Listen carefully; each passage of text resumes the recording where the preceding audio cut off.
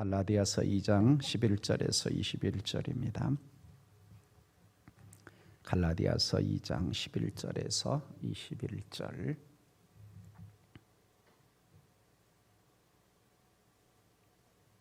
자, 우리 같이 읽도록 하겠습니다. 시작. 게바가 안디옥에 이르렀을 때에 책망받을 일이 있기로 내가 그를 대면하여 책망하였노라.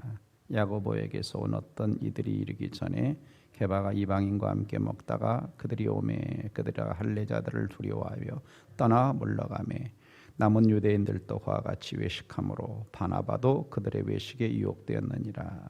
그러므로 나는 그들이 복음의 진리를 따라 바르게 행하지 아니함을 보고 모든 자 앞에서 게바에게 이르되 내가 유대인으로서 이방인을 따르고 유대인답게 살지 아니하면서 어찌하여 억지로 이방인 유대인답게 살게 하려냐 하였노라.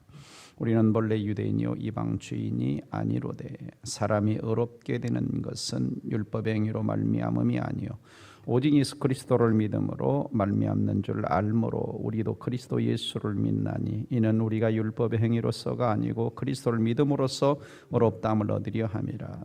율법의 행위로서는 의롭다함을 얻을 육체가 없느니라. 만일 우리가 그리스도 안에서 의롭게 되려 하다가 죄인으로 드러나면 그리스도께서 죄를 짓게 하는 자냐? 결코 그럴 수 없느니라. 만일 내가 헐었던 것을 다시 세우면 내가 나를 범법한 자로 만드는 것이라. 내가 율법으로 말미암아 율법에 대하여 죽었나니 이는 하나님에 대하여 살려 함이라. 내가 그리스도와 함께 십자가에 못 박혔나니 그런즉 이제는 내가 사는 것이 아니요 오직 내 안에 그리스도께서 사시는 것이라. 이제 내가 육체 가운데 사는 것은 나를 사랑하사 나를 위하여 자기 자신을 버리신 하나님의 아들을 믿는 믿음 안에서 사는 것이라. 내가 하나님 은혜를 패하지 아니하노니 만일 의롭게 되는 것이 율법으로 말미암았으면 그리스도께서 헛되이 죽으셨느니라. 아멘. 자, 오늘 말씀의 제목은 사람이 의롭게 되는 길, 사람이 의롭게 되는 길. 신앙생활은 처음부터 끝까지 은혜로 시작하고 은혜로 진행하고 은혜로 마무리하는 것입니다. 근데 늘 우리는 이걸 잃어버립니다. 내가 은혜로 구원 받았는데 신앙생활은 내가 어떤 힘으로 어떤 율법을 의지해서 하려고 하는 이런 것들이 우리 안에 굉장히 많이 있죠. 그래서 늘 우리는 신앙생활을 하다가 뭘 하느냐? 자꾸만 어떤 좀 자연스럽게 신앙생활이 안 되고 외식적인 또는 가면을 쓴 이런 신앙생활을 하기가 쉽습니다. 그래서 예수를 믿으면서도 우리가 하나님 앞에서의 신앙생활이 아니라 사람에게 보이기 위한 마치 바리새인들과 같은 그런 신앙생활로 흘러가기가 쉬운 거죠. 그래서 사람들은 뭔가 가면을 쓰면 뭐라 그럴까요? 왜 사람들이 또 이 가면이라고 하는 걸 쓰게 되냐면 내 안에 뭔가 좀 두려운 게 있으니까 그걸 감추고 싶은 거죠. 감추고 싶은 거예요. 그래서 우리나라 그 무슨 프로그램입니까? 복면가왕? 네, 복면가왕. 그래서 노래 부르는 사람들이 앞에 이렇게 가면 쓰고 나와서 그 노래를 부르면 좀 편하다고 그럽니다. 편하다고 그래요. 왜냐하면 자기가 누군지 모르기 때문에 마음껏 이렇게 노래를 좀 부른다고 그럽니다. 어떤 면에서는 사람 안에는 그러한 가면을 쓰고 살아가는 것 같은 이런 것들이 누구나 다 있지 않나. 왜? 우리 안에는 이 죄성이라고 하는 게 있어서. 자, 오늘 성경에도 보면은 자, 베드로 이야기가 나오고 베드로가 책망받는 이야기가 나옵니다. 그래서 베드로가 그냥 순간적으로 뭘 했느냐? 가면을 쓴 거예요. 가면. 어떤 가면을 썼느냐? 자기가 이미 복음을 듣고 자유했는데 갑자기 할례자들이 오니까, 다시 말하면 율법주의자들이 오니까 그 율법주의자 같이 똑같은 그런 행동을 하는 거죠. 이런 행동을 본 바울이 야단을 치는 겁니다. 11절에 게바가 안디옥에 왔을 때 그럽니다. 안디옥에 왔을 때 책망받을 일이 있기로 내가 그를 대면하여 얼굴과 얼굴을 맞대고 바울이 책망했다. 자, 이게 말이 됩니까? 자, 베드로 그러면 뭐예요? 대선배님 아니십니까? 예루살렘 교회. 그리고 바울은 이제 그냥 뭐 좀 따지면은 좀 이렇게 영적으로 좀 이렇게 참 새끼볼 되는데, 이런 대선배님을 갖다가 책망을 했다라는 이야기를 하고 있습니다. 자, 이 상황은 어떻게 되냐면은, 자, 이제 그 바울이 1차 전도여행 갈라디아 지역을 갔다가 와서 이제 문제가 생겼죠. 자꾸 유대주의자들이 할례를 받고 율법을 지켜야 구원받는다고 하니까 그것 때문에 이제 예루살렘에서 사도행전 15장을 보면 예루살렘 공의회가 열렸지 않습니까? 그래서 예루살렘 공의회가 열리면서 이제 사람들, 모든 이방인들도 할례 받아야 구원받는 것이 아니라 오직 예수를 믿음으로서만 구원받는다, 똑같다라고 이제 결정을 내렸어요. 그 이후에 이제 바울과 바나바가 예루살렘에 갔다가 이제 돌아왔는데, 아마 동시에 왔는지는 모르겠지만 거기에 이제 안디옥에 돌아왔는데, 안디옥에 누가 방문하게 된 거냐? 자, 베드로가 방문을 하게 된 겁니다.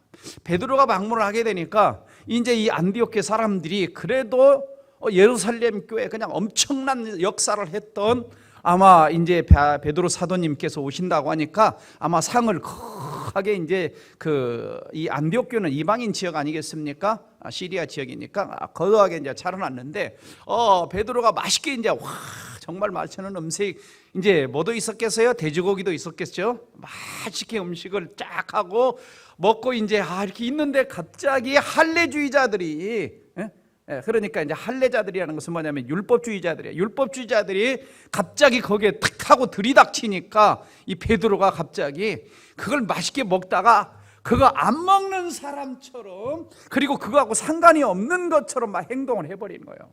그러니까 이제 그 자리에 있던 다른 유대인 그리스도인들도 베드로 선생님께서 그렇게 하니까 다들 그렇게 해버리고, 거기다가 얼마 전에 지금 예루살렘 갔다 왔던 누구마저도, 바나바마저도 그 외식을 다 따라가 버린 거예요. 다 따라가 버린 거예요. 그러니까 졸지 갑자기 지금 그 자리가 어떤 자리가 돼버렸냐면 율법주의자들이 식사하는 자리처럼 돼버린 겁니다. 돼버린 거예요. 이 광경을 누가 다 목격한 거예요? 바울이 이제 왔을 때 알게 된 거죠. 알게 된 거죠. 그래서 12절 보면 이런 표현이 나오죠. 야고보에게서 온 어떤 이들이 이르기 전에 게바가 이방인과 함께 먹다가 그들이 오매 그가 할례자들을 두려워하여 떠나 물러가매. 할례자들을 두려워하여 떠나 물러가매.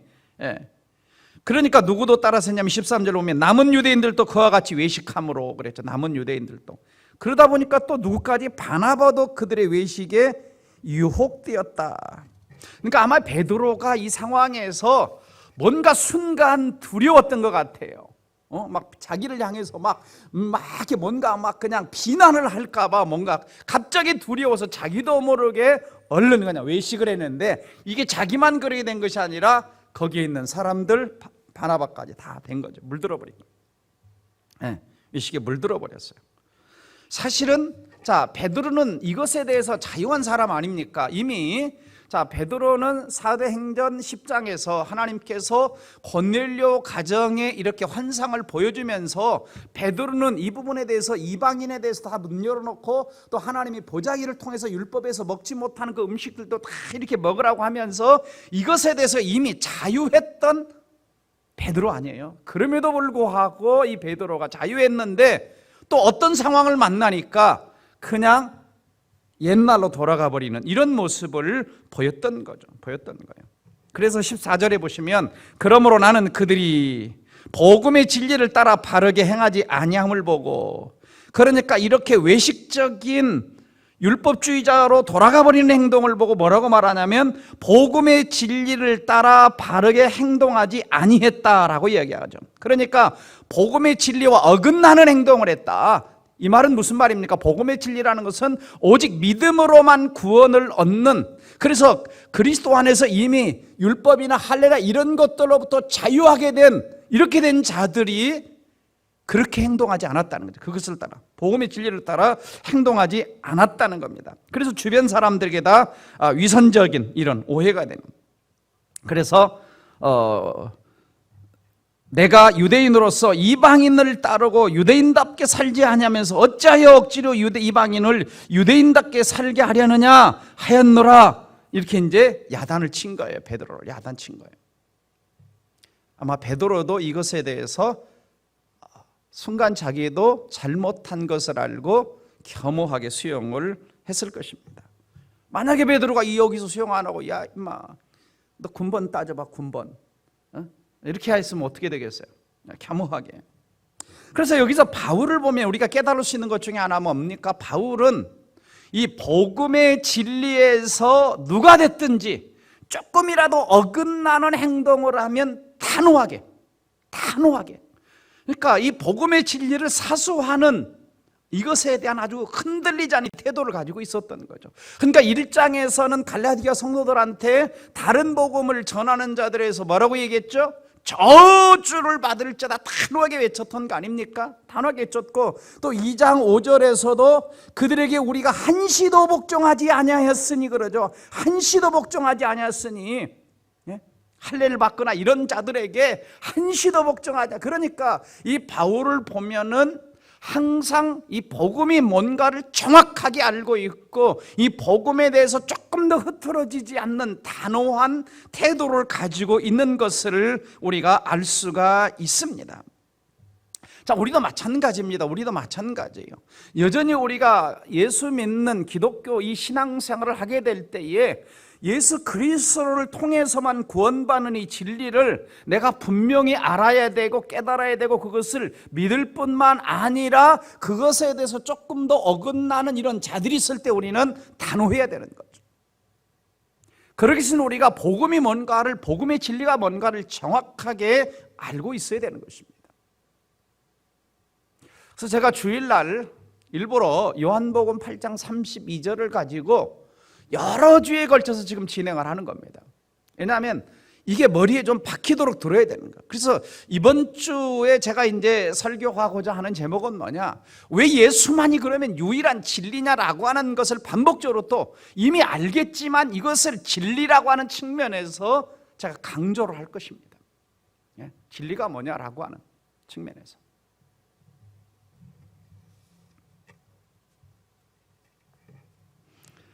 그래서 이 세상은 점점 이 진리에 대해서 지금 수호하지, 지켜내지 않는 세상입니다. 그러니까 이 세상은 제가 이 요한복음 8장 3 첫 시간에도 얘기한 것처럼 상대주의가 만연하고 있어요. 상대주의. 그러니까 절대 진리는 없다라고 하는 세상입니다. 절대 진리는 없다. 그러니까 그들 말 속에 다 모순이 있어요. 다 모순이 있어요. 그러니까 주일날 설교를 통해서 이 부분은 제가 조금 더 구체적으로 이야기를 좀 하려고 합니다. 자, 그다음에 베드로를 책망한 다음에 15절에서 이렇게 말하죠. 우리는 본래 유대인이요 그럽니다. 우리는 본래. 그러니까 우리라는 말은 바울, 그다음에 베드로, 그다음에 거기에 있는 유대인들, 바나바 다 우리는 유대인이요 이방 죄인이 아니다 그럽니다. 그러니까 그 당시 문화 속에서는, 유대인의 문화 속에서는 이방인들을 다 뭐라고 불렀다고 얘기하냐면 죄인으로 불렀던 거죠. 그건 무시하는 태도가 아니고 여기서는 그렇게 이제 이야기를 하는 겁니다.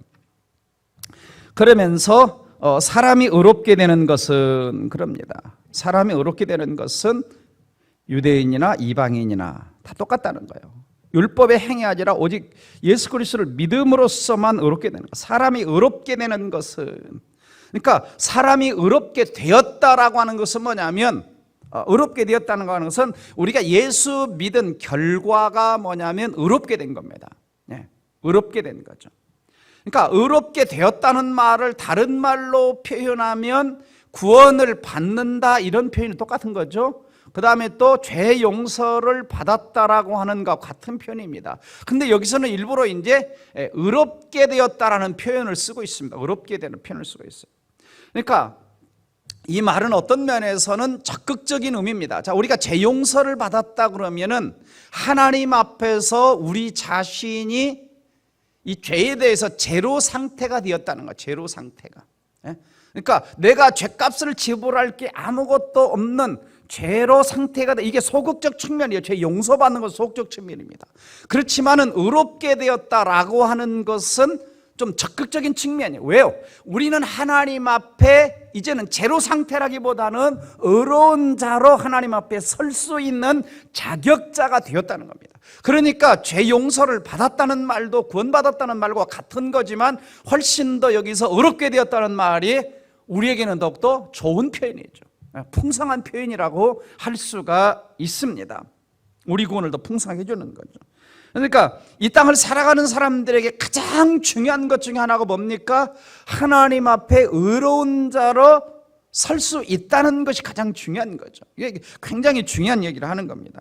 자, 그러면 의롭다 함을 되는 것은 뭐로 되는 것이 아니다? 율법의 행위로 말미암은 것이 아니다 그래 버립니다.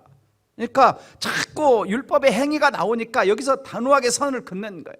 왜냐하면 율법의 행위라는 게 자꾸 뭐예요? 할례를 지켜서 구원을 얻으려고 하고, 율법의 어떤 의식들을 행하면서 구원을 얻으려고 하고, 율법의 어떤 조항들을 지켜가지고 구원을 얻으려고 하는 이런 것들이 지금 율법의 행위입니다. 율법의 행위. 율법이 필요 없다는 얘기가 아니죠. 지난번 주일에도 말씀드렸던 것처럼 이러한 율법의 의식적인 이런 것들, 할례를 통해서 하려고 하는 이런 것들, 그렇게 해서 구원을 얻을 수 없다는 겁니다. 그러면 어떻게 구원을 얻을 수 있냐? 오직 예수 그리스도를 믿음으로 말미암아 의롭게 되는 것을 안다 그럽니다. 그러니까 이 표현 속에는 갈라디아 성도들아 너희들도 알지, 나한테 이미 배웠지, 사람이 의롭게 되는 것은 이미 오직 예수님을 믿음으로서만이 의롭게 된다는 걸 너희들도 배웠지 않느냐. 근데 베드로 사도님께서도 잠깐 이런 적이 있었다. 그런데 너희들도 자꾸 사람들의 말을 듣고 왜 율법주의자들 율법을 가지고 구원을 얻으려고 하는 것처럼 자꾸 그렇게 따라가려고 하느냐라고 하는 거 지금 이 얘기를 하는 겁니다. 너희들도 알지 않냐 이거죠. 알지 않. 그러니까 사람이라는 게 그런 겁니다. 알면서도, 베드로도 몰랐겠습니까? 알면서도 자기도 모르게 자꾸 뭐로 가는 거예요? 행위 구원으로 자꾸 가는 겁니다. 왜요? 인간 안에는 내가 이렇게 해가지고 구원받을 것 같은가라고 하는 뭔가 행위적 구원적인 사상이 자꾸 있는 겁니다. 인간은. 예. 그러나 여기서 바울은 단호하게 지적하죠. 오직이라죠. only. 예수 그리스도를 믿음으로만이 의롭게 된다. 믿음으로, 예수 그리스도를 믿음으로만이 의롭게 된다. 다른 건 없다는 거죠. 그러니까 이 말은 사도행전 4장 12절과 같은 말이죠. 다른 이로서는 구원을 얻을 수 없나니 천하 인간에게 다른 구원 얻을 만한 이름을 우리에게 주신 일이 없다. 그러니까 의롭게 된다는 말하고 구원만 같은 말이죠. 그러니까 없어요. 다른 존재가 없는 거죠. 예수만이 진리고 예수만이 구원자라고 하는 것입니다. 그러니까 참 안타까운 것은 아직도 이방 종교들이라든지 또 이단들이라든지 주변에 많이들 보면은 뭔가 인간의 어떤 행위를 통해서 하나님께 도달하려고 하는 이러한 모습들을 많이 보게 됩니다. 자, 이런 행위들은 결국은 뭘 무시하는 결과를 가져옵니까? 예수 그리스도께서 십자가를 지신 그 은혜, 십자가의 그 구속 대속을 무시하는 결과를 가져오게 되고 십자가의 그 대속을 흠집내는 결과를 가져오는 것이죠. 그 다음에 바울이 뭐라고 얘기하고 있냐면 다시 보시면, 자, 우리도 그럽니다. 16절 중반절에 우리도 그리스도 예수를 믿나니. 그러니까 그 자리에 있는 지금 바울도 마찬가지예요. 바울과 또 이 편지를 누가 같이 쓰고 있어요? 네. 이 바울이 이 편지를 쓰고 있는, 이 같이 이런 편지를 쓰고 있는, 그 다음에 바울과 너희들도 다 마찬가지죠.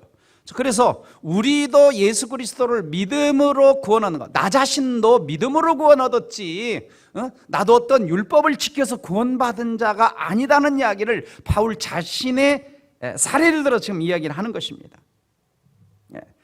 이는 왜냐하면 우리가 율법의 행위로서가 아니고, 율법의 행위로서는 의롭다함을 얻을 수 없고 오직 그리스도를 믿음으로써 의롭다함을 얻으려고 하기 때문이다. 그러므로 율법의 행위로서는 의롭다함을 얻을 육체가 있다 없다? 하나도 없다는 거. 어떤 이 땅의 인간도 율법의 행위를 가지고 하나님 앞에 너 의인이라고 인정받을 자는 아무도 없다는 것입니다. 없다는 거예요. 그러니까 우리가 항상 깨달아야 될 것은 뭐냐면 우리가 하나님 앞에 나아가고 구원받고 하나님의 자녀가 되고 의롭게 되는 구원 방법은 2000년 전이나 중세시대나 오늘날이나 주님 오시는 그날까지 변함이 있다 없다? 변함이 없는 거예요. 세월이 흐르고 시대가 변했다고 하나님의 구원 방법이 달라지지 않는다는 겁니다. 구원 방법이 달라지지 않아요. 자꾸 어떤 사람들이 나타나가지고 당신 몇 년, 며칠 구원받았습니까? 뭐 이런 거 질문을 하고, 또 하나님의 교회 같은 경우는 유월절을 지켜야 또 구원을 받는다고 이야기를 하고, 하여간 별걸 가지고 요와 중에서는 14만 4천, 14만 4천 이야기하는 한두 군데가 아니에요. 이단에서 한두 군데가. 거기에 들어와야 된다. 그래서 우리가 한참 뉴스에도 많이 나왔잖아요. 신천지에서 14만 4천에 들어가려고 열심히 그렇게 막 하는 거라고. 참 똑같은 성경을 놓고 배우면서도 성경이 눈에 안 들어오고 그들이 가르친 어떤 이상한 것들이 눈을 씌워버리니까 안 들어오는 거죠.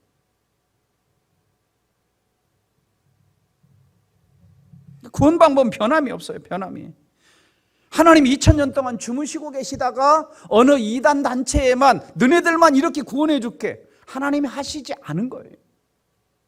그러니까 제가 자주 말씀드리지만 2000년간 역사성을 부인해버리고 오늘 2000년 후에 예수님이 딱 나타나서 여기만 구원이 있다, 그 내용 안 봐도 다 틀렸어요. 내용 안 봐도 틀린 거예요. 그래서 우리 개신교가 2000년간 기독교 역사에서 1517년에 루터를 통해서 종교개혁이 일어났지만 그 전에 있는 모든 기독교적인 역사를 무시하지 않습니다. 그걸 무시하지 않아요. 뭐만 이야기하느냐? 성경과 틀린 것에 대해서만 이야기를 하는 거예요. 우리가 잘 이해를 해야 됩니다. 그러다 보니까 자꾸 천주교에서는 자기네들이 큰 집, 개신교는 작은 집 막 이런 식으로 얘기하려고 하는데 그건 사람이 만들어내는 것입니다. 사람이 만들어내는.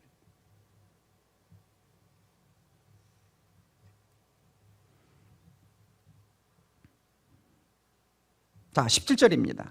자, 만일 우리가 그리스도 안에서 의롭게 되려 하다가, 자, 그리스도 안에서 의롭게 되려고, 그러니까 예수 안에서 의롭게 되려고 하는 건 맞아요. 여기까지는 맞는데 죄인으로 드러나면, 이 말은 뭐냐면 그리스도 안에서 의롭게 되려고 하는데 자꾸 뭘 갖다 더 한다는 얘기를 하고 싶은 거냐면, 그리스도 안에서 의롭게 되려고 하기는 하는데 거기다 뭘 덧붙이는 거예요? 할례나 어떤 인간의 행위를 덧붙이려고 한다면은 그것은 뭐가 되냐?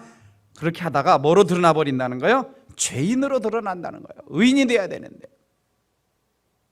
그래서 그리스도께서 죄를 짓게 하는 자냐? 결코 그럴 수 없느니라. 그러니까 오직 예수 그리스도를 믿음으로써만 의롭다고 했는데, 만약에 어떤 행위를 덧붙이게 되면 만약에 뭐가 되는 거예요? 그럼 예수님 우리를 죄짓게 만드셨냐? 이 이야기를 지금 바울이 여기서 하고 있는 것입니다. 그러니까 율법을 지킴으로써 구원받는 일은 있을 수 없다는 겁니다. 그래서 결코 그럴 수 없느니라, 결코 그럴 수 없느니라 라는 이야기를 하고 있는 겁니다. 그러니까 어떤 것도 덧붙이면 십자가의 희생은 희생이 되지 못하는 거죠. 그러면서 18절에 옛날로 돌아갈 수 이제 없다는 겁니다. 만일 내가 헐었던 것을 다시 세우면 내가 나를 범법한 자로 만드는 것이다. 자, 바울의 자신의 삶을 가지고 얘기합니다. 바울이 헐었다. 뭘 헐은 겁니까? 자, 바울이 빌립보서 3장에 가서 보면은 자기가 뭐죠? 율법주의자였죠. 율법의 의로는 흠이 없는 자로다 할 만큼. 그런데 바울이 그 율법의 의로도 흠이 없던 이 바울이 그 율법을 뭐처럼 다 배설물처럼 버렸다 그랬죠. 그러니까 이것이 뭐냐면 바울에게 있어서 다 헐어버린 거예요. 율법에 대해서 죽은 자가 된 거고 율법을 다 배설물처럼 여겼다는 겁니다. 지금 자신에게서 여기서 헐었던 거. 근데 내가 다 만약에 그 헐어버린 율법의 의에 완벽히 이걸 했는데 내가 이걸 다시 세운다면은 내가 다시 범죄자가 된다는 거죠. 범죄. 왜? 하나님 앞에 왜 율법을 가지고 구원 얻으려고 했는데 완벽하지 못하는 거니까 나 자신 스스로가 나를 또 뭐로 만드는 거예요? 범법자로 율법을 어기는 왜? 율법으로 나 자신을 세우려기 때문에. 율법 다 못 지키니까 내가 뭐가 되는 거예요? 범법자가 된다는 겁니다. 그렇지 않다는 거죠.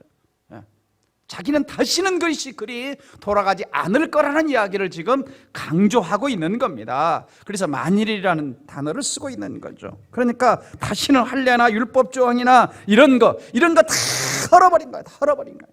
다시 세우지 말라는 거예요. 다시 세우지 말라는 거예요. 그래서 베드로는 자꾸 그걸 세우려고 사람들 앞에서 하다 보니까 거기 사람들 따라갔고,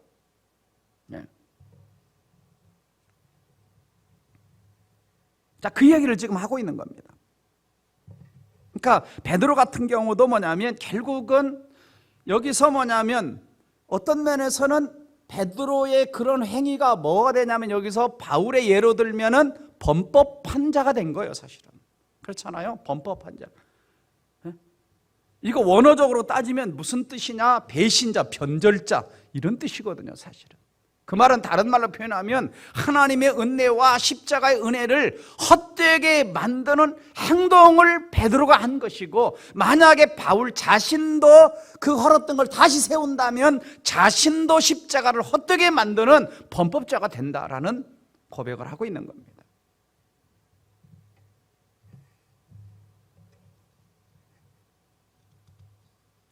십자가의 범죄 행위가 되는 거예요. 그러므로 19절에 내가 율법으로 말미암아 율법에 대하여 죽었나니, 그랬죠? 주일날에도 전에 배웠죠? 율법으로 말미암아 율법에 대하여 죽었다. 그러니까 율법 때문에 자신이 죽었다는 거. 왜? 율법을 다 지킬 수가 없어요. 율법을 다 지킬 수가 없어요. 죽었다. 이 죽었다는 표현은 무슨 말이냐면 완전히 관계를 끊어버렸다는 뜻이거든요. 더 이상 영향을 받지 않는다는 뜻이에요. 자, 예를 들면 바울은 예수님을 만나기 전에 율법이 자기 삶의 전부였습니다. 그래서 그는 눈을 뜨면 하루 종일 율법을 지키며 살았고, 잠을 잘 때도 율법을 외우면서 잠이 들었고. 그러니까 제가 그 AD라고 하는 이 기독교 영화가 있습니다. AD. 이렇게 10화까지 사료 한 타임에 한 50분짜리 10개 시리즈로 되어 있습니다. 10개. 이제 그래서 예수님이 십자가 이렇게 달리실 때부터 그게 이제 어디까지 쭉 나와 있냐면 사도행전 그 끝부분까지. 그래서 이제 제가 아직 다는 보진 않았는데 그 사도행전 8장 사건 거기서 보면은 이 바울이 사울 시절에 하고 다녔던 행동이 그 영화이기 때문에 굉장히 조금 구체적으로 확대돼서 많이 나타나요. 거기 보면은 막 얼마나 이 사울이 이제 설치고 다니면서 대제사장 가야바와 한통속이 돼 가지고 막 휘젓고 다니면서 예수 믿는 사람들을 잡아다가 죽이고, 또 어떻게든 누가 탁기시나면 베드로를 죽이려고 왜? 지도자였기 때문에 얼마나 이렇게 어디냐. 그래서 어디로 갔냐면 또 이제 갈릴리까지 쫓아간 거예요. 예루살렘에서 갈릴리 쫓아갔는데 이 사울이 온다는 것을 알고 어떤 사람이 베드로가 저기 다메섹으로 가더라 이렇게 나와요. 그래가지고 이제 다메섹을 향해 가다가 거기서 이제 예수님을 만나는 장면이 나오는데, 이제 성경에는 그냥 짧게 사울이 스데반의 옷을 들고 있고 핍박을 했다 그러다가 이제 9장에 가서 회심 장면이 나오잖아요. 근데 이제 영화에서는 그 사이에 사울이 이 기독교인들을 어떻게 핍박했는지 상당한 장면들이 나오는 것을 보면서 조금 더 이렇게 생동감 있게 이해를 할 수가 있었어요. 여러분들 기회가 되시면 한번 그 AD라는 영화를 보시면 성경 그대로 이렇게 장면들이 예수님이 십자가 지실 때부터 사도행전까지 쭉 굉장히 이렇게 재미가 있더라고요. 재미가 있어요. 그리고 굉장히 긴박감 있게, 특별히 이제 로마 정부와의 갈등을 많이 그리고 있어요. 로마 정부에서 빌라도의 고민과 갈등 이런 것들이 이제 굉장히 많이 그 속에는 성경 속에 나타나는 것보다 훨씬 더 많은 것들이 그 시대적 상황 속에서 이렇게 역사 배경 속에서 표현을 좀 하고 있습니다. 그러니까 바울은 그러한 사람이었던 거죠. 그러니까 바울의 생애와 삶을 보면 온통 뭐가 머릿속에 다 들었어요? 율법.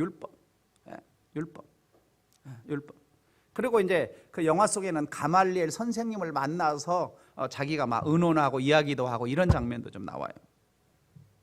예, 그런데 이제 바울이 지난주에도 좀 말씀을 나눴지만은 로마서 7장에 오면은 바로 이제 율법시를 누구로 표현하고 있었다 그랬어요? 율법을 갖다가 남편으로 표현했다 그랬잖아요. 남편으로. 근데 이제 그 여인이 그 율법 남편에게 매여 있다가 남편이 죽으니까 자유한 것처럼 이제 우리가 율법에 매여 있던 자가 예수 그리스도를 믿음으로 예수님에게 시집 가서 뭐 하는 거예요? 율법에 대해서 이제 죽었다라고 표현을 하고 있는 겁니다. 그러니까 여기서 표현도 같은 이야기를 하고 있는 거예요. 같은 이야기를.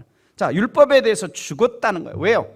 율법시보다 훨씬 더 좋은 분이 나타난 거예요. 훨씬 더 좋은 분이. 바로 그분이 바로 그리스도고 복음이죠. 더 좋은 분이 나타나서. 그래서 이제는 율법에 대해서 완전히 내가 끊어졌다. 관계를 끊었다. 청산했다. 왜? 그 이유는 18절, 19절 끝에 보시면 하나님에 대하여 살려 함이라. 하나님에 대하여 살려 함이라. 그러니까 이제는 하나님과 동행하는 삶을 살아가려고 이제는 율법에 대해서 죽은 자로 나를 만들어 주셨다라고 하는 겁니다. 그리고 그것에 대해서 하나님과 함께 살아가는 삶이 뭐냐라고 하는 구체적인 것이 20절에 나오는 거예요. 하나님에 대해서 사는 것. 이게 뭐냐? 내가 그리스도와 함께 십자가에 못 박혔나니, 이게 뭐냐면 율법에 대해 죽었다는 표현과 같은 겁니다. 그리스도와 함께 십자가에 못 박혔나니 옛사람이 죽었죠. 그 다음에 그런즉 이제는 내가 사는 것이 오직 내 안에 내가 사는 것이 아니오 오직 내 안에 그리스도께서 사시는 것이라. 자, 그러니까 이게 세 단계가 나와요. 하나는 내가 그리스도와 함께 십자가에 못 박혔다, 못 박혀 죽었다. 그러니까 여기서 첫째는 옛사람이 죽는 겁니다. 옛사람이 죽고, 두 번째는 새로운 탄생. 그런즉 이제는 내가 사는 것이 아니오 내 안에 그리스도께서 사시는 것이라. 그래서 이제 내가 그리스도 안에서 함께 살아난 새 사람의 탄생이 된 거요. 그 다음에 이제 내가 육체 가운데 사는 것은, 내가 이제 새 사람이 되었지만 여전히 나는 육체를 가지고 있는데, 그래도 내가 이제 육체 가운데 사는 것은 왜 사느냐? 나를 사랑하사 나를 위하여 자기 자신을 버리신 하나님 안에서 믿는 믿음 안에서 살아가는 것이다 라고 하는 거죠. 믿음 안에서 살아가는 것이다 라고 이야기를 하고 있습니다. 그러니까 첫째는 우리는 십자가에 못 박힌 사람이다. 왜 예수님이 십자가에 못 박혔나요? 자, 이 이야기를 어디서 구체적으로 하나 한 절만 좀 찾아보고 우리가 마무리를 좀 하겠습니다. 로마서 8장 3절 4절입니다.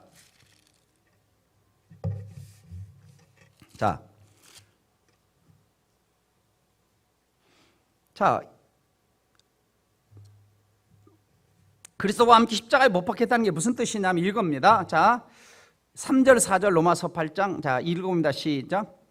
율법이 육신으로 말미암아 연약하여 할 수 없는 그것을 하나님은 하시나니 곧 죄로 말미암아 자기 아들을 죄 있는 육신의 모양으로 보내어 육신의 죄를 정하사 육신을 따르지 않고 그 영을 따라 행하는 우리에게 율법의 요구가 이루어지게 하려 하심이니라 그랬죠. 그러니까 율법이, 우리 육신이 연약해서 율법이 요구하는 걸 우리는 다 할 수가 없어요. 예? 그런데 하나님은 하셨어요. 그래서 하나님 하신 일이 뭐냐? 우리 죄로 말미암아 자기 아들을 죄 있는 육신으로 모양을 보내가지고 우리 육신이 죄를 짊어지고 죽어야 되는데 예수님에게 육신의 죄를 짊어지게 하는 거예요. 그래서 육신을 따르지 영을 따르는 우리에게 율법의 요구를 누가 이루어졌냐? 하나님이 예수님을 통해 이루어진 거예요. 그러니까 이게 뭐냐? 이게 바로 십자가에서 우리가 다 함께 못 박혀 죽은 거예요. 그것을 뭐라고 표현하고 있냐면 율법에 대해서 죽었다는 거예요. 이제 십자가 못 박혀 죽었다는 거예요. 네. 그러니까 예수님이 대신 내가 죽을 자리에 죽으신 거죠.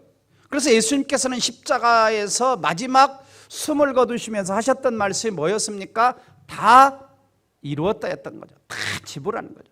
다 지불하는 거예요. 다 지불한 거예요. 그 다음에 자 다시 본문으로 돌아가서 그런즉 그럽니다. 20절 이제 그런즉 이제는 내가 산 것이 아니요 그럽니다. 이제는 내가 산 것이 아니요 내 안에 그리스도 오직 내 안에 그리스도께서 사신 것이다 그럽니다. 그리스도께서. 자 이제는 내 삶의 주인이 바뀌었죠. 과거 옛사람이 살 때는 내가 살았는데 이제는 내 안에 누가 사신 거예요? 예수님이. 그러니까 내 삶의 주인이 누가 되었느냐? 예수 그리스도가 주인이 된 겁니다. 자, 이것은 굉장히 중요한 이야기죠. 중요한 이야기죠. 그러니까 아까 제가 은혜라는 이야기를 했습니다. 은혜라는 이야기를 했는데 이제는 구원받을 때도 은혜로 구원받았고 오늘 우리가 살아가는 것도 이제는 내가 내 삶을 운영하고 내 삶을 선택하고 내 삶을 결정하고 내 삶을 이끌어가는 것이 아니라 누가 그리스도가 내 삶의 주인이 되어서 그분께 위탁하고 그분께 맡기고 그분이 삶의 주인이 되어서 내가 살아가는 것이보다 이게 신앙생활이다라는 것이죠. 근데 이게 여전히 잘 안 돼요. 뭐까지는 잘 되느냐? 그리스도와 함께 십자가에 못 박혀 죽었나니 여기까지는 고백이 잘 되는데 그분이 내 안에서 주인이 되어 살아가는 것까지는 잘 고백이 안 되는 거죠. 그러니까 우리는 이제 죽었다는 데서 끝나는 것이 아니라 그분과 함께 뭐 하라는 거냐면 이제 매일매일 살아가는 삶이라는 거예요. 삶이라는 거예요. 앞으로 이제 제가 이 로마서 요한복음 8장 32절 그리스도인 이제 이 자유하리라 가지고 이제 몇 번을 더 할 겁니다. 그래서 이제 지금은 무슨 자유를 이야기하냐? from 뭐뭐으로부터의 자유를 이야기하는 거예요. 사탄으로부터, 죄로부터, 율법의 속박으로부터, 그 다음에 지난주 뭐 했죠? 하나님의 진노로부터. 근데 이제 거기서 끝나서는 안 되고 우리는 투입니다. 무엇을 위한 자유냐라고 하냐, 누구를 위한 자유냐라고 하는 거죠.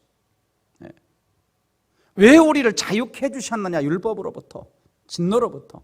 누구를 위한 자유냐? 나를 위한 자유가 아니라는 거예요.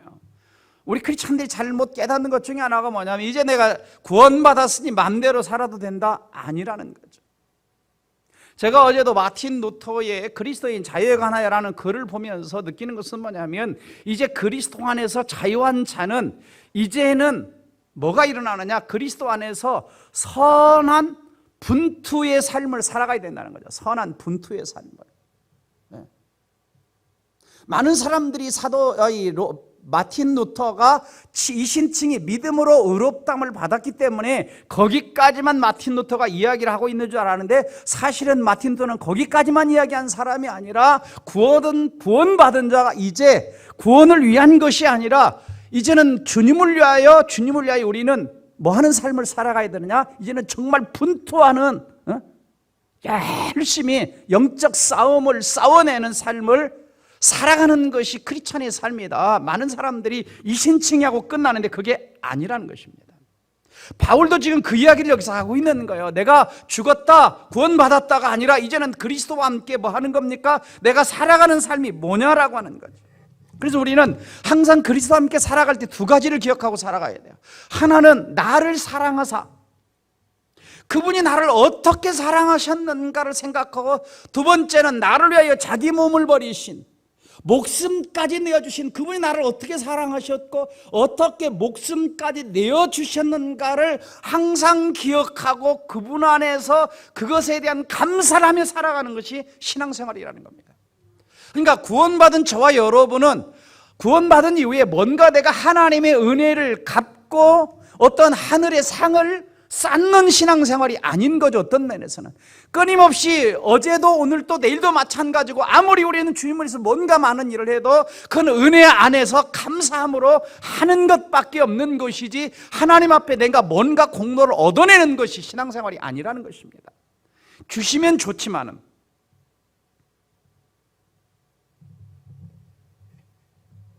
그래서 우리는 항상 예수님의 죽음이 내 죽음이고 예수님의 부활이 나의 부활이고 예수님의 승천이 나의 승천이고, 그렇죠? 예수님의 천국이 나의 천국이 되어 살아가는 것이 이게 뭐냐? 이게 신앙생활인 거죠. 그래서 이제 영성 생활을 이렇게 공부해 보면 우리가 다 이해할 수 없지만 이 말씀이 뭐냐? 그리스도와 내가 연합하는 거, 연합하는 거.